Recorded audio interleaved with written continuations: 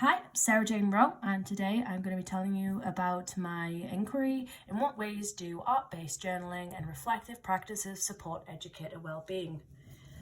Throughout the past year, I've been exploring ways in which art-based research, art-based journaling and reflective practice can support my own well-being.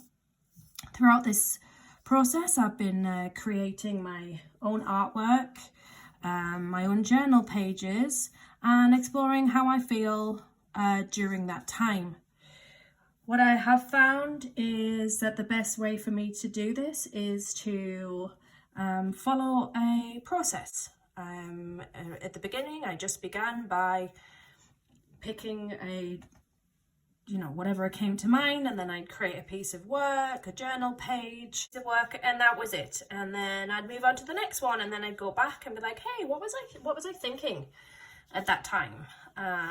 What I did know and what I did discover doing this is it gave me a second to calm down, to relax, to reflect, to explore what had happened during that day. But it didn't necessarily I didn't learn anything from it. I definitely, my well-being improved, but I didn't take it one step further. So what I found is that the first thing I needed to do is to take a second and think about what was that question, idea, or theory that I was there to explore, and have that topic to begin with. Just like today, I'm creating this piece, and today's my question: in what ways has it supported my practice?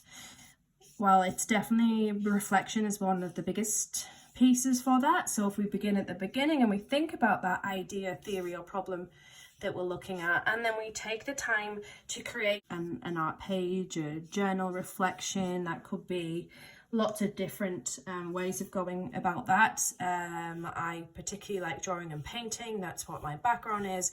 That's definitely where I've been drawn to. Once I've created that journal reflection page, I'll then take some time and come back to it at a later date, or even just immediately afterwards. What was I thinking? What were my reflections? What was I drawn to during that time? What was, the question that I had in my mind? Do I need to look at any theory that goes with that at that time? I always like to think that action remains at the center of this process. So we've looked at picking the problem, the theory, what is the issue that we're going to explore. We then move on to the creation of the journal page, and then finally that step of the reflection of the reflection. I've definitely seen a positive aspect to what that's been doing. It's been grounded by ideas and theory, the process of following a process, not just sitting down and be like, yep, that's what I decided, this is the way forward, but actually taking that into account and learning from that. So art-based and reflective practice can support my well-being by keeping me grounded in what I do, keeping me grounded in theory, the act of the creative side of making work.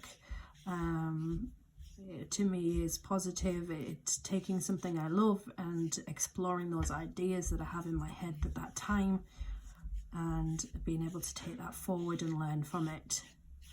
And also having that record and journal, if this topic comes up again, I'm able to go back to it and explore what that means, what I thought at that time when I did it, and how to move forward from those. What I would say is that it's a never-ending process, that you've always got to keep referring back to action to make that reflective practice work, and to support your own well-being as an educator.